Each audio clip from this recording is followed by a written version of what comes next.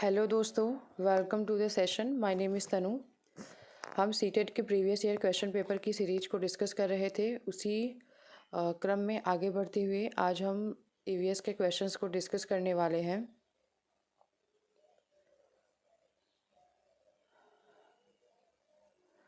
आज हम ईवीएस के क्वेश्चंस को डिस्कस करने वाले हैं। तो आज का जो क्वेश्चन पेपर है वो 12 जनवरी 2022 का है। आज का जो क्वेश्चन पेपर है वो 12 जनवरी 2022 का है और इसके पहले हमने 11 जनवरी 2022 तक के क्वेश्चन पेपर को मतलब कि ईवीएस के सेक्शन को डिस्कस कर लिया है। तो आज हम 12 जनवरी 2022 के क्वेश्चन पेपर को डिस्कस करने वाले हैं। तो चलते हैं अपने क्वेश्चन की तरफ। देखते हैं आज का हमारा पहला क्वेश्चन क्या होगा। हम 15 क्वेश्चन ईवीएस पेडागोजी की डिस्कस करेंगे। इसके पहले 9 पार्ट में ईवीएस पेडागोजी की क्वेश्चंस डिस्कस किए जा चुके हैं, तो आप उसको आराम से देख सकते हैं। और प्रैक्टिस करने से ही मार्क्स आपके बढ़ेंगे। प्रैक्टिस नहीं करेंगे, कितना भी पढ़ लेंगे, कोई फ़ायदा फ़ायदा तो होगा लेकिन आपको अपनी गलतियां नहीं पता चलेंगी। और अगर आपको गलतियां नहीं पता चलेंगी तो आप बेहतर स्कोर नहीं कर पाएंगे। अगर आप 1 2 3 नंबर से चूक रहे हैं तो आपका चूकने का मतलब है कि आप प्रैक्टिस नहीं कर रहे हैं, आप सिलेबस के पीछे भाग रहे हैं। अभी तक आपने पढ़ लिया होगा जितना पढ़ना है, आप उसको रिवाइज़ करते रहें, लेकिन प्रैक्टिस ज़रूर करें। ज़रूरी नहीं है कि यहीं से करें, कहीं से भी करें, प्रैक्टिस ज़रूर करें। तो आज हम इन्वायरमेंट स्टडी मतलब कि ईवीएस के पेडागोजी वाले पोर्शन को डिस्कस करेंगे। जैसे ही पेडागोजी वाला पोर्शन ख़त्म होगा हम इसके कंटेंट वाले पार्ट पे आ जाएंगे। और अभी एग्ज़ाम होने में 1 महीने से ज़्यादा का वक्त है, तो हम बहुत सारे क्वेश्चन पेपर को डिस्कस कर चुके होंगे। और ईवीएस का तो कोई भी सेक्शन नहीं छूटने वाला है, ना ही कंटेंट वाला और ना ही ईवीएस और सीडीपी और हिंदी। और मैक्सिमम पार्ट जो हम कवर कर पाएंगे हम उसको कवर करेंगे। आज का पहला क्वेश्चन देखते हैं कि एक अलग राज्य से एक नया लड़का आपकी कक्षा में शामिल होता है। एक दूसरे राज्य से, ये मतलब कि दूसरे देश की बात नहीं हो रही है। एक दूसरे राज्य से एक नया लड़का आपकी कक्षा में शामिल होता है जिसमें मुख्य रूप से स्थानीय छात्र भी हैं। आपने देखा कि इस तरह का क्वेश्चन एक पेपर में और आया था, लेकिन वहाँ पे राज्य नहीं देश था। आप इस अवसर को छात्रों को अनुकूलन के बारे में सिखाने के अवसर के रूप में उपयोग करना चाहते हैं। निम्नलिखित में से कौन सी गतिविधि इस उद्देश्य के लिए उपयुक्त है? तो क्या है, स्थानीय छात्रों को नए छात्रों के साथ अपने स्कूल के नियम को साझा करने के लिए कहें, या फिर कक्षा में छात्र के जीवन में विभिन्न परिवर्तन और उन्हें कैसे संभालना है के बारे में चर्चा करें, या फिर कक्षा को बताएं कि नए छात्र के लिए समायोजन करना कितना कठिन है और उन सभी को कैसे मदद करनी चाहिए। तो ये भी नहीं है। और नए छात्र से कहें कि वह कक्षा को उसके पुराने स्कूल के नियम के बारे में बताए और वे नए स्कूल के नियम से कैसे भिन्न हैं इसके बारे में बताएं। तो 76 नंबर वाला क्वेश्चन जो है वो चारों ऑप्शन में से आपको सबसे बेस्ट वन की तरफ जाना है। तो चारों ऑप्शन में से सबसे बेस्ट वन जो है वो बी है कि कक्षा में नए छात्र के जीवन में विभिन्न परिवर्तन और उन्हें कैसे संभाला है के बारे में चर्चा करे।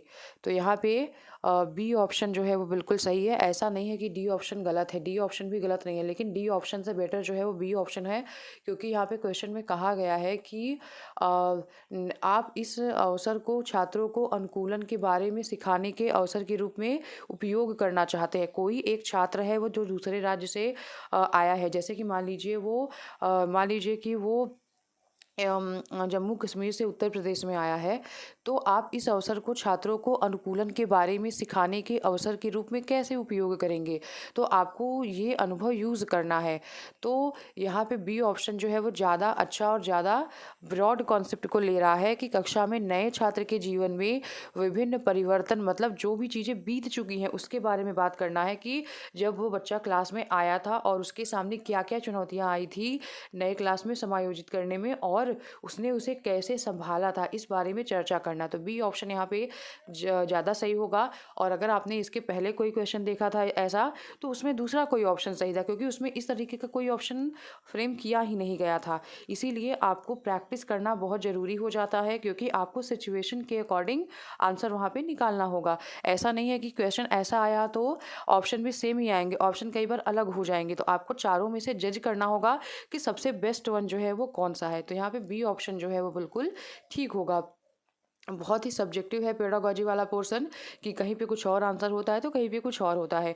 वो आपको चारों ऑप्शन में से देखना पड़ता है कि कौन सा ऑप्शन ज़्यादा बेटर है। अगला है कि निम्नलिखित में से वीडियो कॉन्फ्रेंसिंग ऐप की कौन सी विशेषता सबसे अच्छे तरीके से प्रदर्शित कर सकती है कि बिना बोले संचार कैसे किया जाता है। बिना बोले संचार कैसे किया जाता है? वर्चुअल बैकग्राउंड के द्वारा, स्क्रीन साझा के द्वारा, चैट में GIF और ऑडियो कॉल। तो ये क्वेश्चन जो है वो 3 बार 3 पेपर में रिपीट किया गया है, इसलिए आप इसको याद कर लेंगे, चैट में GIF के द्वारा। और उसके बाद अगला है कि निम्नलिखित में से कौन सा अभ्यास संरचनावादी दृष्टिकोण से सबसे अधिक मेल खाता है। तो इस तरीके के क्वेश्चन जो है वो पिछले क्वेश्चन पेपर में पूछ चुका है, लेकिन उन्होंने ऑप्शंस अलग अलग बना दिए हैं कि निम्नलिखित में से कौन सा अभ्यास संरचनावादी दृष्टिकोण से सबसे अधिक मेल खाता है।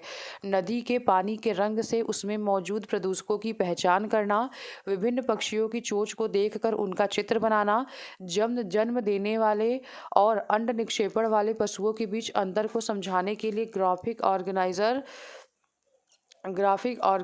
प्रयोग करना, बीज स्थानांतरण की प्रक्रिया को समझाने के लिए फ्लो चार्ट का प्रयोग करना। तो फ्लो चार्ट का प्रयोग करना उतना संरचनात्मक नहीं होगा। और यहाँ पे क्या होगा कि नदी के पानी के रंग में उसमें मौजूद प्रदूषकों की पहचान करना। 78 का प्रदूषकों को पहला ऑप्शन है कि नदी के पानी के रंग से उसमें मौजूद प्रदूषकों की पहचान करना और उनका चित्र बनाना, चोंच को देखकर चित्र बनाना। तो ये उतना इफेक्टिव नहीं होगा। और जन्म देने वाले और अंड निक्षेपण करने वाले पशुओं के बीच अंतर समझाने के लिए ग्राफिक ऑर्गेनाइजर का प्रयोग करना, ये सबसे ज़्यादा एक्टिव जो है बच्चा ए में होगा कि नदी के पानी के रंग से उसमें मौजूद प्रदूषकों की पहचान करना, ये सिखाना जो है वो ज़्यादा संरचनावादी दृष्टिकोण होगा। तो यहाँ पे ए ऑप्शन जो है वो ज़्यादा सही होगा।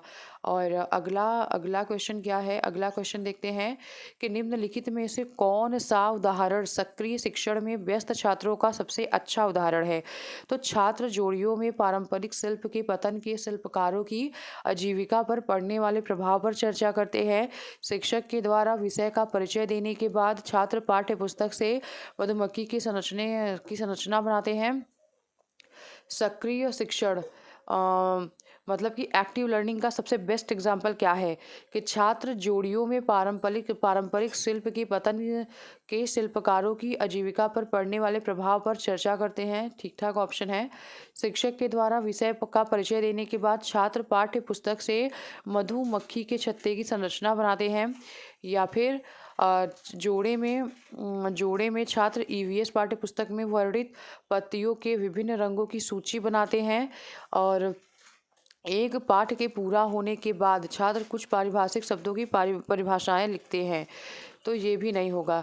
यहाँ पे ऑप्शन कोई भी गलत नहीं है, लेकिन आपको वो ऑप्शन चूज़ करने होते हैं जिसमें ज़्यादा से ज़्यादा बातें समाहित हों, जो कि ज़्यादा ब्रॉड मतलब व्यापक कॉन्सेप्ट को अपने अंदर ले रहा हो। तो यहाँ पे ए ऑप्शन जो है वो बिल्कुल सही है कि छात्र जोड़ियों में पारंपरिक शिल्प के पतन के शिल्पकारों की आजीविका पर पड़ने वाले प्रभाव पर चर्चा करते हैं, डिस्कशन करते हैं। ये एक्टिव लर्निंग का ज़्यादा अच्छा एग्जाम्पल होगा। तो ए ऑप्शन जो है वो ज़्यादा बेस्ट होगा चारों ऑप्शन में से। अब अगला क्वेश्चन क्या है कि पानी की उपलब्धता पर एक पाठ के संबंध में निम्नलिखित में से कौन सा प्रामाणिक कार्य होगा।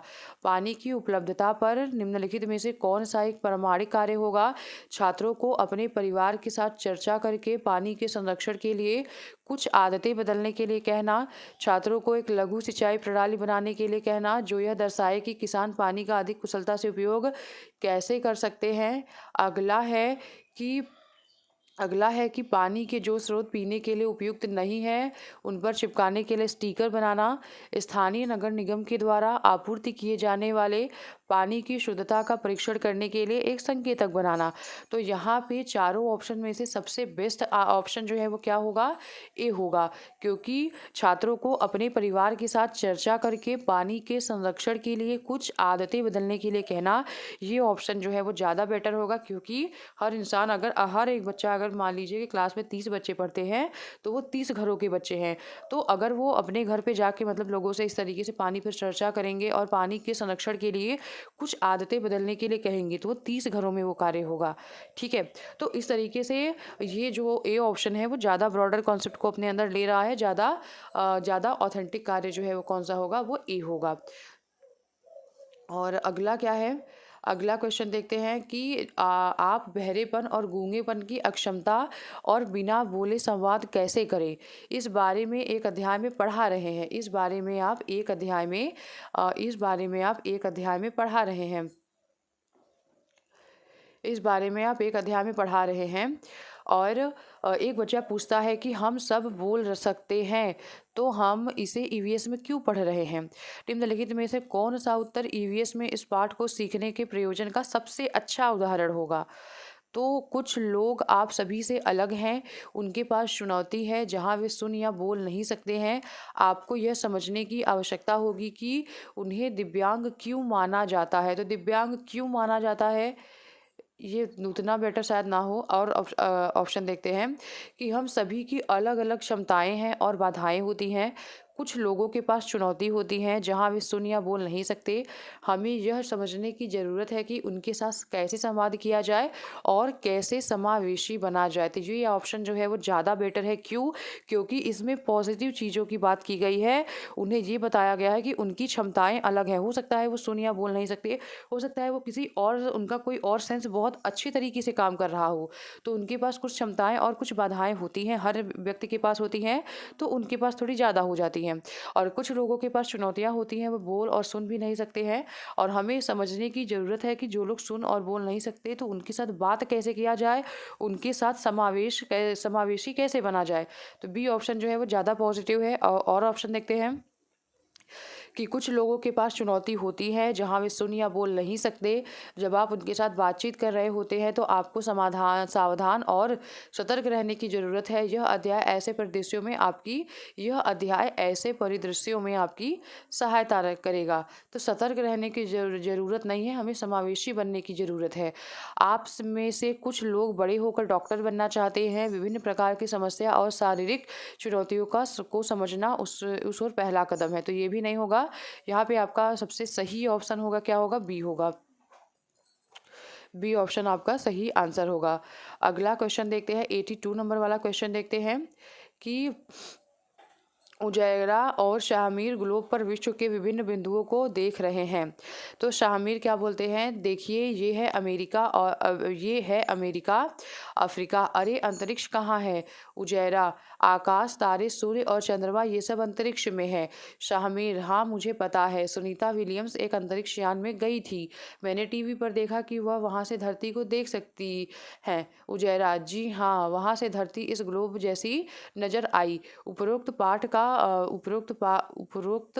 पाठ का उपयोग कक्षा 5 के छात्रों को अंतरिक्ष की अवधारणा से परिचित कराने के लिए किया गया है।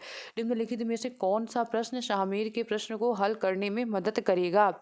यदि आप सूर्य, चंद्रमा और तारों के कट आउट बनाते हैं तो आप उन्हें कहाँ रखेंगे। अगर आपको सुनीता विलियम्स की तरह अंतरिक्ष में जाना पड़े तो कैसे जाएंगे, तो ये तो होगा नहीं। तो निम्नलिखित में से कौन सा प्रश्न शाहमीर के प्रश्न को हल करने में मदद करेगा। तो शाहमीर का प्रश्न एक बार फिर से देखते हैं, अंतरिक्ष कहाँ है। उनका ये प्रश्न है। और चारों में से ऐसा ऑप्शन कौन सा है जो उनके इस क्वेश्चन को हल कर सके कि अंतरिक्ष कहाँ है। तो यदि आप सूर्य, चंद्रमा और तारे के कटआउट बनाते हैं तो आप उन्हें कहाँ रखेंगे। अगर आपको सुनीता विलियम्स की तरह अंतरिक्ष में जाना पड़े तो आप कैसे जाएंगे, ये तो है ही नहीं। और क्या आप मानते हैं कि अंतरिक्ष खाली है, या आप मानते हैं कि इसमें कुछ है। आप गत्ते का उपयोग करके अंतरिक्ष का 3D मॉडल कैसे बनाएंगे, इसमें ग्लोब को कहाँ पे रखेंगे। तो यहाँ पे 82 नंबर वाले क्वेश्चन का सबसे बेस्ट ऑप्शन सीटेट की तरफ से क्या दिया गया है, ये है कि यदि आप सूर्य, चंद्रमा और तारों के कटआउट को बनाते हैं तो आप उन्हें कहाँ रखेंगे। अगर आप उसे कहाँ रखेंगे, इसका आंसर आएगा कि अंतरिक्ष में, मतलब कि उस तरीके का चीज़ें, उस तरीके का कुछ मॉडल बना के वहाँ पे रखेंगे तो उसको शायद अपना आंसर मिल जाए। तो यहाँ पे ए ऑप्शन जो है वो सीटेट की तरफ से सही माना गया है। और अगला क्वेश्चन है कि निम्नलिखित में से कौन सा शैक्षिक उद्देश्य नदी पर बनाए बांध विषय के लिए विशिष्ट, मापने योग्य और प्राप्य है। तो छात्रों को पता चलेगा कि नदियों पर बांध कैसे बनते हैं। छात्र उन पर नकारात्मक प्रभावों को सूचीबद्ध करेंगे जिनका बांधों के निर्माण के दौरान मानव बस्तियों को सामना करना पड़ता है। छात्र बांध की नींव के लिए किए गए निर्माण का उदाहरण देंगे। जब बांध उनके जीवन को प्रभावित करते हैं तब छात्र स्थानीय बस्तियों की वकालत करने में मदद करेंगे। तो नदी पर बनाए गए बांध के विषय में चर्चा करना है। तो नदियों पर बांध कैसे बनते हैं, नहीं, उन छात्र उन नकारात्मक प्रभावों को सूचीबद्ध करेंगे जिनका बांधों के निर्माण के दौरान मानव बस्तियों को सामना करना पड़ता है। तो यहाँ पे बी ऑप्शन जो है वो ज़्यादा बेटर होगा कि बांध बनाने से के उन नकारात्मक प्रभावों को सूचीबद्ध करेंगे, क्योंकि बांध बनाने से बहुत सारे नकारात्मक प्रभाव उसके होते हैं आसपास की बस्तियों पर, तो जिनका बांध के निर्माण के दौरान मानव बस्तियों को सामना करना पड़ रहा है। तो ये बात जो है वो ज़्यादा व्यापक है चारों ऑप्शन में से। वकालत करना उतना बेटर नहीं है, निर्माण कार्य का उदाहरण देना भी उतना बेटर नहीं है, बांध कैसे बनना है उतना ये भी बेटर नहीं है। जितना बेटर ये है कि उसके प्रभाव को आप जान सकेंगे कि बांध को बनाने से क्या प्रभाव पड़ रहे हैं। तो बी ऑप्शन जो है वो ज़्यादा सही है। और अगला क्वेश्चन है कि आप आगामी प्रदर्शनी के लिए प्रोजेक्ट बनाने हेतु अपनी कक्षा में 15 चार्ट पेपर लाए हैं ताकि छात्र प्रोजेक्ट बनाने के लिए उसका उपयोग कर सके। आपने छात्रों से कहा कि चार्ट पेपर समाप्त होने के बाद उन्हें नए चार्ट पेपर नहीं दिए जाएंगे, इसलिए उन्हें चार्ट पेपर का प्रयोग किफ़ायती तरीके से करना चाहिए। इस क्वेश्चन पेपर में कहा गया, जैसे कि एक क्वेश्चन आया नहीं था गोंद वाला कि मतलब गोंद दिया गया और उनको बोला गया कि इससे ज़्यादा गोंद नहीं मिलेगा। तो ये वाला क्वेश्चन 2 बार उसी कॉन्सेप्ट पे इसको भी फ्रेम किया गया है, लेकिन यहाँ पे चार्ट पेपर की बात की गई है। एक प्रोजेक्ट बनाने के लिए कक्षा में 15 चार्ट पेपर लाए गए हैं ताकि छात्र प्रोजेक्ट बनाने के लिए उसका यूज़ कर सके। और आपने छात्रों से कहा कि चार्ट पेपर समाप्त होने के बाद उन्हें नए चार्ट पेपर नहीं दिए जाएंगे, इसलिए चार्ट पेपर का प्रयोग किफ़ायती तरीके से करना चाहिए। तो यहाँ पे सबसे बेस्ट ऑप्शन क्या होगा, निम्नलिखित में से कौन सी क्रिया छात्रों को उन संसाधनों के संरक्षण पर विचार करने में सबसे कम मदद करेगी जिनकी मात्रा सीमित है। तो यहाँ पे ए ऑप्शन देखते हैं। पहला ऑप्शन देखते हैं कि उन परियोजनाओं पर चर्चा करना जिन्हें चार्ट पेपर की आवश्यकता नहीं है और वे अभी भी विज्ञानी प्रदर्शनी के लिए अच्छे विकल्प कैसे हो सकते हैं। विभिन्न छात्रों को कितने चार्ट पेपर की आवश्यकता है, इस पर सर्वेक्षण आयोजित करना और उन्हें उपलब्ध चार्ट पेपर की संख्या के साथ तो इसकी तुलना करने के लिए कहना। और अगला है कि परियोजना में चार्ट पेपर के उपयोग को कम करने के लिए विचारों पर मंथन करने के लिए कहना। और उसके बाद छात्रों को एक साझा रजिस्टर में लिखने को कहें कि उन्हें कब, क्यों और कितने चार्ट पेपर लिए हैं। तो सीटेट ने एक बार इस तरीके के क्वेश्चन में इस तरीके का आंसर दिया, तो लेकिन इस क्वेश्चन पेपर में उन्होंने आंसर क्या दिया है, उन्होंने बहुत वेरिएशन फैलाए हैं इस तरीके के क्वेश्चन में। तो इस क्वेश्चन में उन्होंने क्या आंसर दिया है, उन्होंने आंसर दिया है कि उन परियोजनाओं पर चर्चा करना जिन्हें चार्ट पेपर की आवश्यकता नहीं है और वे अभी भी विज्ञान प्रदर्शनी के लिए अच्छे विकल्प कैसे हो सकते हैं। तो ये ऑप्शन उन्होंने इस बार आंसर इसमें दिया है। और उसके बाद अगला क्वेश्चन है 85 नंबर वाला क्वेश्चन है कि प्रयोग से हम विशिष्ट निष्कर्ष प्राप्त कर पाते हैं प्रयोग के उपयोग से विशिष्ट निष्कर्ष प्राप्त करने का कौन सा सबसे बेस्ट एग्जाम्पल है? तो यह पता लगाना कि विभिन्न प्रकार के कान जानवरों की सुनने की क्षमता को कैसे प्रभावित करते हैं।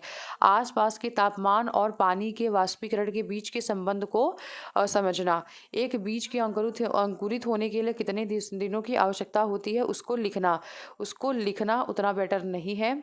और यह विश्लेषण करना कि विभिन्न जानवरों की त्वचा का रंग उनकी परिवेश में छलावरण परिवेश में अनुकूलन करने में कैसे हेल्प करता है।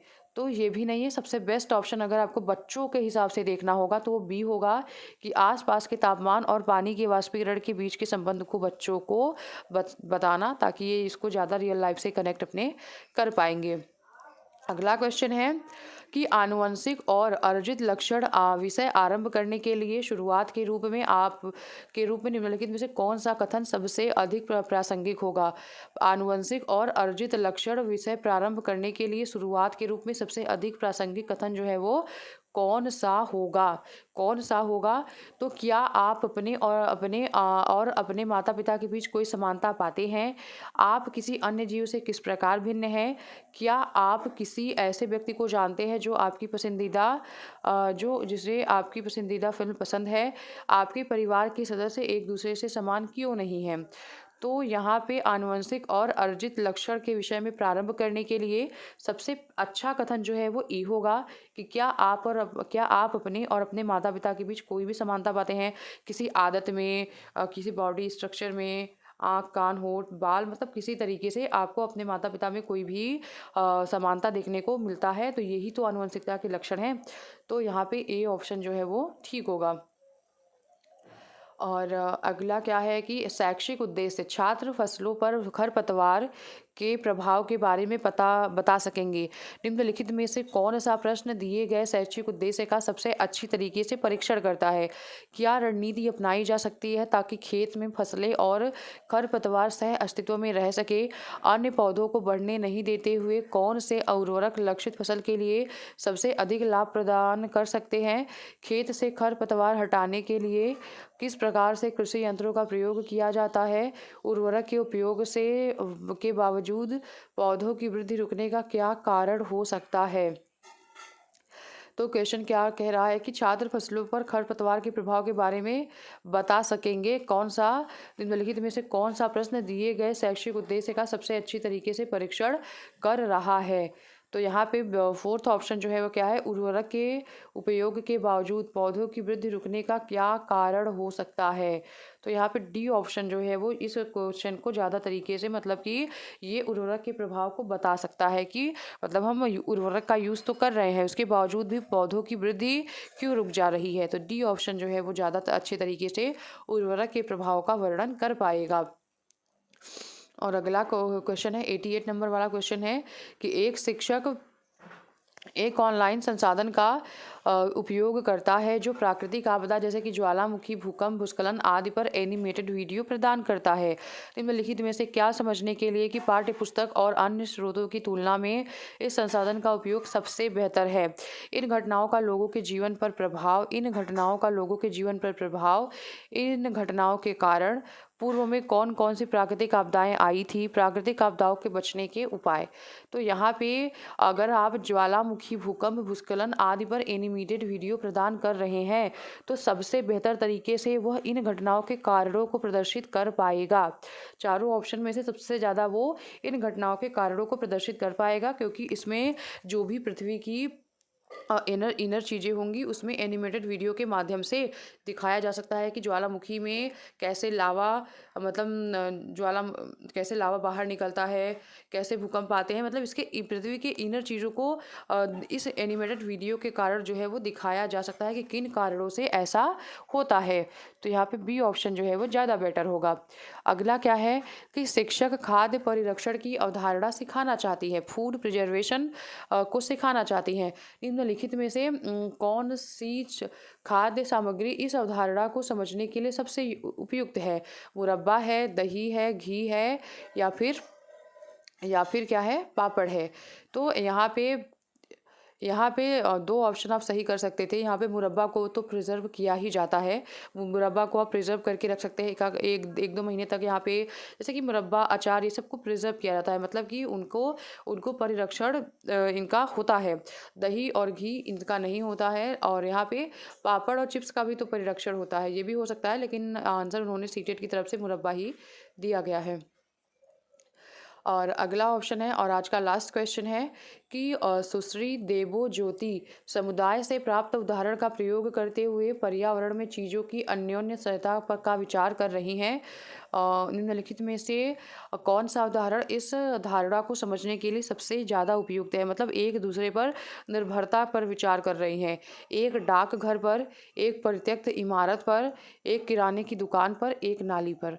तो यहाँ पे ऑप्शन जो है वो एक दुकान, किराने की दुकान पर, जहाँ पे हम सामान खरीदते हैं, हम खरीदने के लिए जाते हैं और उसको उसको बेचने की ज़रूरत होती है और हमें खरीदने की ज़रूरत होती है अपनी दैनिक आवश्यकताओं को पूरा करने के लिए। तो यहाँ पे सी ऑप्शन है। अगर आप देख सकते हैं कि इस क्वेश्चन पेपर में किस तरीके के क्वेश्चन आए हुए हैं।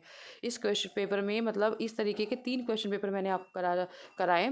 तो आप देख सकते हैं कि आप इसको कहाँ से पढ़ के जाएंगे। आप इसको अगर प्रैक्टिस नहीं करके जाएंगे तो आपके क्वेश्चन 100% गलत ही होने वाले हैं। अगर आपको पता है कि क्वेश्चन इस तरीके से आ रहे हैं और सीटेट का आंसर इस तरीके से है और क्यों है वो मैं आपको बता ही रही हूँ, तो आप ज़्यादा बेटर तरीके से परफॉर्म कर पाएंगे। और मुझे तो लगता है कि अगर इस तरीके का क्वेश्चन पेपर जो कि 2021-22 में आए हैं, अगर उस तरीके के क्वेश्चन पेपर फिर से आते हैं 2022-23 वाले सेशन में, तो आप आराम से 15 के 15 क्वेश्चन जो है वो ईवीएस पेडागोजी में ले सकते हैं। सिर्फ और सिर्फ प्रैक्टिस के बेस पे, आप इसको कहीं से पढ़ नहीं सकते हैं। मतलब आप थीम पढ़ लीजिए और उसके बाद सारे के सारे प्रैक्टिस करके जाइए। 2011 से लेके 2020 तक का एक प्लेलिस्ट है, आप उसको प्रैक्टिस करिए। और उसके बाद जो 2021-22 का मैं आपको करवा रही हूँ, आप उसको करके जाइए। आपका ईवीएस पेडागोजी में 15 में से 15 मार्क्स कहीं पर भी नहीं गए हैं। अगर आप कोई सिली मिस्टेक ना करें तो आपके पूरे मार्क्स आ सकते हैं। और इसी तरीके से सीडीपी में भी हर सब्जेक्ट में आप कर सकते हैं। जितना पढ़ा है वो तो पढ़ा है, लेकिन अगर आप प्रैक्टिस नहीं करेंगे तो आपका, और मैं आपको डेट वाइज प्रैक्टिस करवा रही हूँ कि कोई भी क्वेश्चन पेपर आपका छूटेगा नहीं। जो भी सेक्शन हम उठाएं